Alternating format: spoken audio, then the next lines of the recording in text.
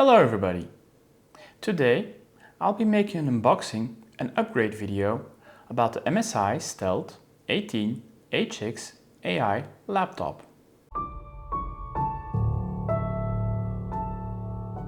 This is Stef from Samayas and welcome to my channel. I've been a long-time fan of the Stealth series of MSI. It's a slick laptop and still powerful, but not the most powerful they have. The Titan or the Raider series are yet still more powerful, but also less portable. And I still want my laptop to be portable. Now I'm in no way a gamer. It's not something I have time for, nor the interest.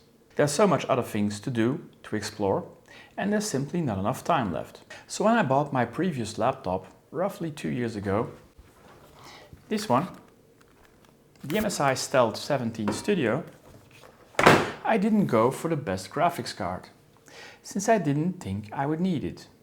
At least, that's what I thought. Well, these days, in IT, 2 years has become an eternity. And with all the AI development, 2 years ago, you didn't need a powerful GPU if you were not playing games. Now, with all the AI models, the local AI, suddenly that becomes quite important. So I decided to upgrade my laptop to the newer one. The Stealth 18HX AI with an RTX 5090 and 24 GB of GPU memory. Unfortunately, compared to the desktop models, they still cut back on 8 GB of GPU memory. But compared to my previous model, that's still 4 times more than I had. Some will find this laptop too big. Personally, I like a lot of screen estate. But that's just me. Of course, compared to a 13 or a 12-inch laptop, this one is a lot less portable. And then if you look at the power supply, it's huge as well.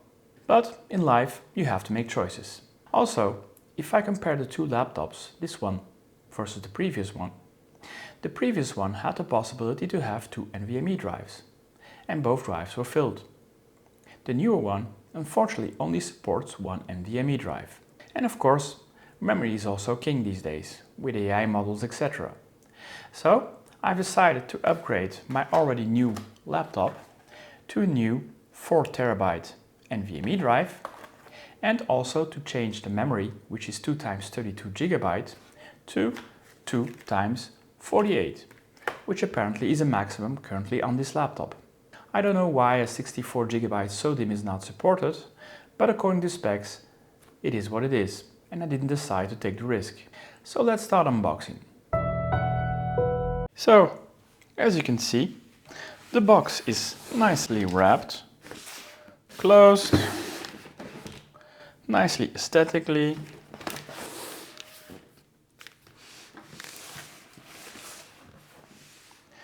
On the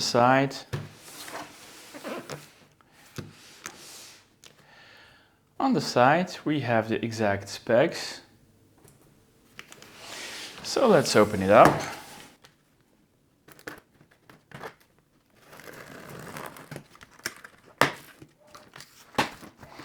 In the first box, there's a second box.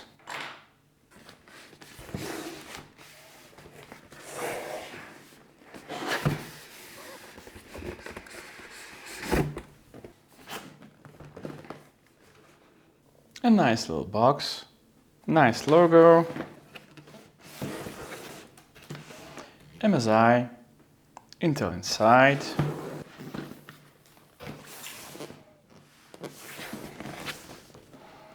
Here again we have all the specs. Now let's open up the box. And the box opens up like this. It's very clever because if you can see, when you open up, this part just closes. If you close it again, it's gone. So what do we have? Well, first we have a gaming card. We have some carton. We have the PC itself. We have some stickers. And of course, we have the big power plug. and a power cable.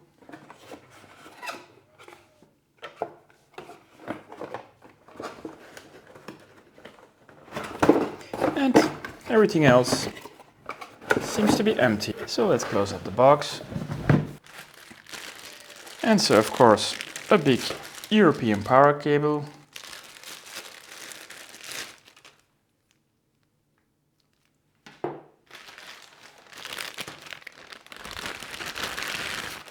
And again, a brick with which you can kill somebody. And we have a laptop itself, which is a nice little paperish bag. And here it is, nice, slick looking, very slim for a laptop of this size. And if you look at the left side, we have a Kensington lock, and we have two USBs, and we have an audio jack out.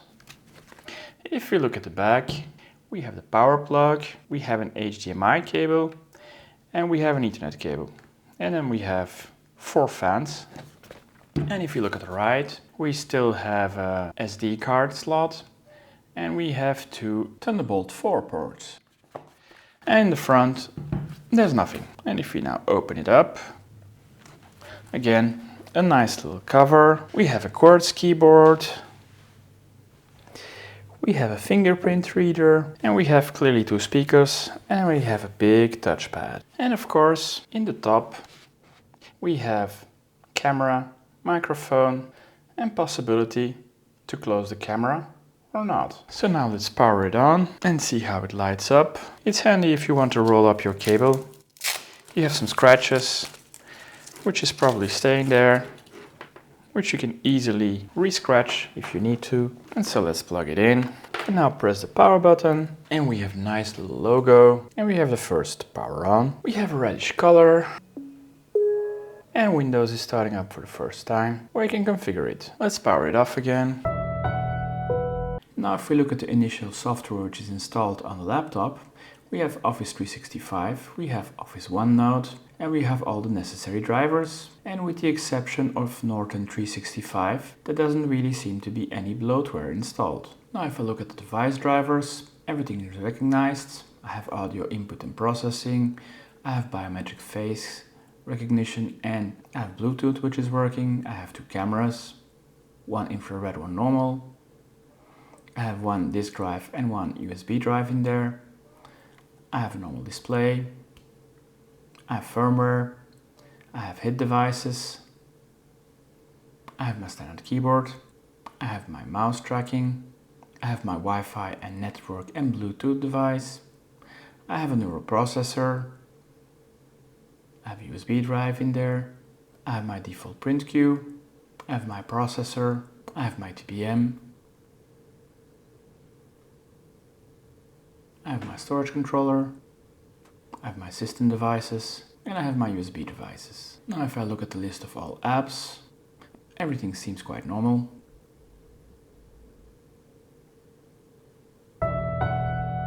So first, we're going to unscrew.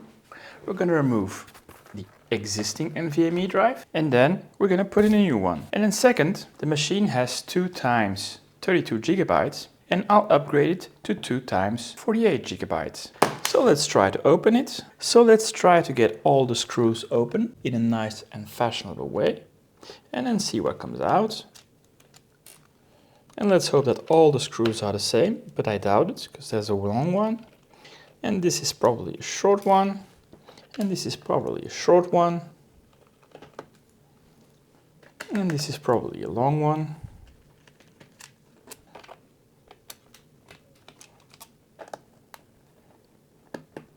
And here we have a long one. And here we have a little cap, factory seal, which I can't do anything else than remove, unfortunately. And it doesn't really come off nicely. So this one is screwed, but it's coming out. I need to take this two as well, because apparently it's one piece. Then again it's a long one. And we have it. And then the final one, I hope. Nope, there's 2 more. This is a short one, and then these two are probably short. It's the short kind. And that's the last one. Now how do I open this without destroying it from the start? It's slowly coming open. Let's just try with some plastic. Now let's try the same thing on the other side. It's coming open slowly. Okay, so this piece is coming off. Better. I'm almost there. Let's try to open it in the front. Same way.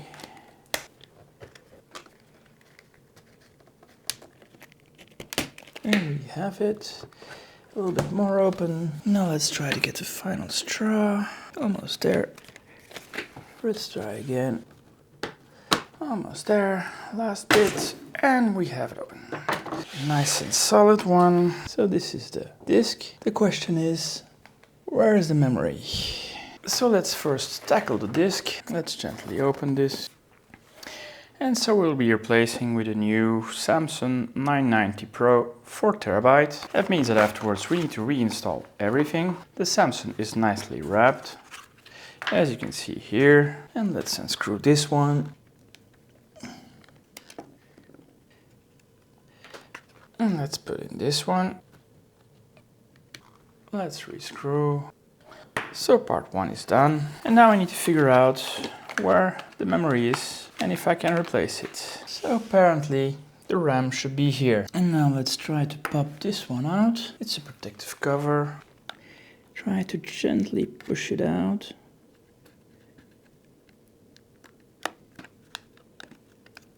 And here we have it. And here we have the RAM, nicely covered. Actually was easier than I thought. So let's put those out. Let's gently take those one out. Number 1 is in. And number 2 is in. Nice and easy. Let's put this back on. And here it's all back in. Let's put this memory aside. And now before closing, let's test and see if it still starts up. Let's open it up. And so the BIOS menu is on. If we look at system information, we can see it found the 4TB. And here we have the 2x48 GB DDR5. Let's close this up and re-put all screws in now. That should be more easy. Now let's click it on.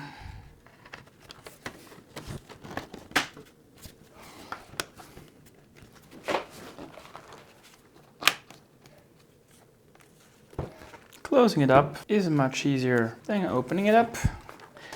First we have 4 small screws, 5 actually.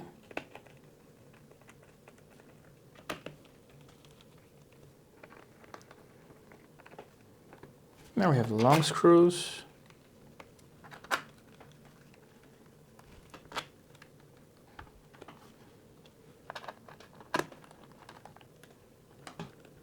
And this is the final short one. And our laptop is upgraded. So with a little bit of unscrewing and gently breaking open this laptop, I was able to make it even a greater machine. Changing the NVMe drive was easy. Finding where the memory was located was a little bit harder, but in the end I managed. Now I'm ready to start new .NET projects and AI projects on this great machine. If you guys enjoy this content, give it a thumbs up, subscribe to this channel and hit the bell sign, or leave a comment down below.